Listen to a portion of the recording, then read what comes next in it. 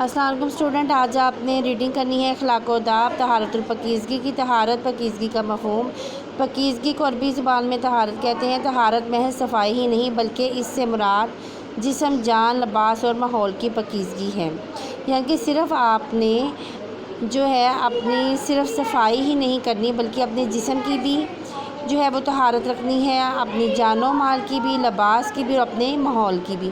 طہارت مسلمانوں کی زندگی میں بے حد اہم ہے۔ عبادت کے لیے طہارت ضروری ہے۔ اسلام میں زندگی گزارنے کے رہنما اصول بتائے گئے ہیں۔ ان اصولوں میں طہارت اور پاکیزگی کو اہم درجہ دیا گیا ہے۔ ارشاد ربانی ہے وَثِيَابَكَ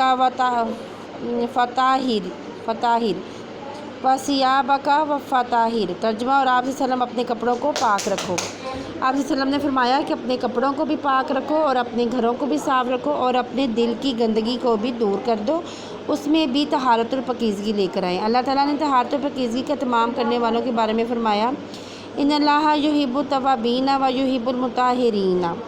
کچھ شک نہیں کہ خدا توبہ کرنے والوں اور پاک صاف رہنے والوں کو دوست رکھتا ہے، کہ جو لوگ اپنے آپ کو پاک صاف رکھتے ہیں اللہ تعالیٰ بھی اس کو دوست رکھتا ہے اور اس کی توبہ کو بھی قبول کرتا ہے۔ نبی کریم صلی اللہ علیہ وسلم طہارت کا بہت اہتمام فرماتے تھے۔ آپ صلی اللہ علیہ وسلم نے اپنی امت کو بھی طہارت کا اہتمام کرنے کی تاکید فرمائی، یہاں تک کہ رسول اللہ صلی اللہ علیہ وآلہ وسلم نے طہارت کو ایمان کا حصہ قرار دیا ہے۔ رسول اللہ صلی اللہ علیہ وسلم کا ارشاد مبارک ہے الطہور شطر الایمان۔ ترجمہ، پاکیزگی صفائی ایمان کا حصہ ہے۔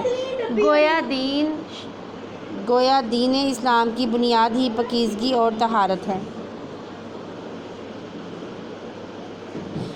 دین اسلام کی بنیاد ہی پاکیزگی اور طہارت ہے۔ طہارت اور پاکیزگی کی اہمیت۔ انسان فطری طور پر صفائی کو پسند کرنے والا اور گندگی سے نفرت کرنے والا ہے۔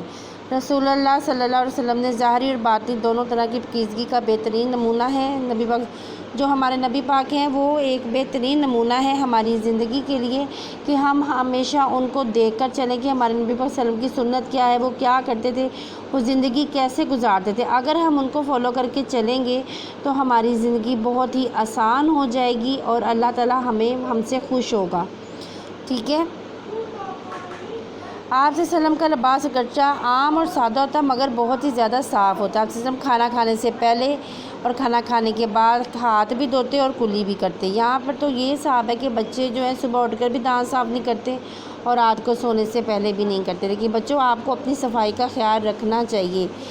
آپ لوگوں کو کھانا جب آپ لوگ کھا لیتے ہیں اور جب سونے کے لیے اپنے بستر پر جاتے ہیں تو اس سے پہلے اپنے دانتوں کو صاف ضرور کیا کریں، یا کھانا کھانے کے فوراً بعد کلی کر لیا کریں اور ہاتھ بھی دھویا کریں۔ جب غسل فرماتے تو سر اور داڑھی کے بالوں کو کنگھی کر کے ان کو اچھی طرح سنوارتے، سر میں تیل اور خوشبو لگاتے۔ اگر کسی شخص کے سر اور داڑھی کے بال بکھرے ہوئے دیکھتے تو ایسے شخص کو اپنی حالت درست کرنے کا حکم دیتے۔ وہ فرماتے تھے کہ آپ لوگ اپنی حالت، اپنے آپ کو یعنی کہ صحیح رکھو، اپنے بالوں میں کنگھی کرو، اپنا لباس صاف رکھو، تاکہ دوسرا شخص دیکھ کر وہ یہی سمجھے کہ کسی کو آپ سے اسمیل نہ آئے۔ ٹھیک ہے۔ یہ بہت ہی بری بات ہوتی ہے کہ اگر آپ کے دوسرا بندہ آپ کے ساتھ بیٹھا ہے اور اس کو آپ سے اسمیل آ رہی ہے، یعنی کہ کسی مسلمان کو تکلیف پہنچ رہی ہے آپ کی وجہ سے، تو یہ نہیں ہونا چاہیے۔ ناخنوں کو تراش کر رکھیں۔ مسواک کا اہتمام فرماتے۔ مسواک ہمارے نبی صلی اللہ علیہ وسلم ضرور کرتے تھے۔ یہ دانتوں کے لیے بہت اچھی چیز ہے اور بچوں آپ بھی ضرور کیا کریں۔ مسواک کے بہت ہی زیادہ فوائد ہیں۔ ہر نماز کے موقع پر تازہ وضو فرماتے۔ ٹھیک ہے، یعنی کہ جب بھی وہ نماز پڑھتے تھے پہلے وضو کرتے تھے، وضو کے وقت مسواک ضرور کرتے، یعنی کہ ہر نماز سے پہلے وہ مسواک کرتے تھے۔ آپ صلی اللہ علیہ وسلم نے اپنے صحابہ کرام رضی اللہ عنہ کو بھی صاف ستھرا رہنے کی تعلیم فرمائی۔ لوگوں کو تاکید کی کہ وہ کچا پیاز یا لہسن کھا کر مسجد میں اس حال میں نہ آئیں کہ ان کے منہ سے بدبو آ رہی ہو جس سے دوسرے لوگ راحت محسوس کریں۔ وہی بات ہوئی نا کہ اگر آپ لوگ پیاز کھا کے جاتی ہیں یا لہسن کھا کے جاتی ہیں، ظاہر ہے اس کی اسمیل ہوتی ہے۔ جب وہ اسمیل آپ کے منہ سے آئے گی، دوسرے بندے سے آپ بات کرو گے تو دوسرے بندے کو ایک کراہیت سی فیل ہوتی ہے کہ کیا یہ اس کے منہ سے اسمیل آ رہی ہے، کتنا گندا بندہ ہے یہ۔ تو اس لیے آپ لوگ جو ہے نا مسجد میں جاتے وقت کبھی بھی کوئی ایسی چیز نہ کھا کے جائیں۔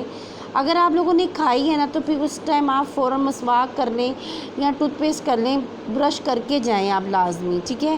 آج آپ کی ریڈنگ یہاں تک کی تھی 43 پیج تک، باقی میں آپ کو کل کرواؤں گی، اور اس کو آپ جب خود سے بھی ایک بار ریڈ کریں اور اس کو سمجھیں کہ طہارت و پاکیزگی کیا چیز ہے۔ آپ نے اپنی صفائی کا خود سے بہت خیال رکھنا ہے، اپنی اندرونی بھی اور باہر کی صفائی کا بھی آپ خیال رکھیں، اور اپنے دل کی گندگیوں کو صاف کریں، اور جو ہے اپنی زبان کو نرم رکھیں، اور کسی کا بھی آپ لوگ دل نہ دکھائیں، ٹھیک ہے بچوں؟ اپنا خیال رکھیے گا۔ اللہ حافظ۔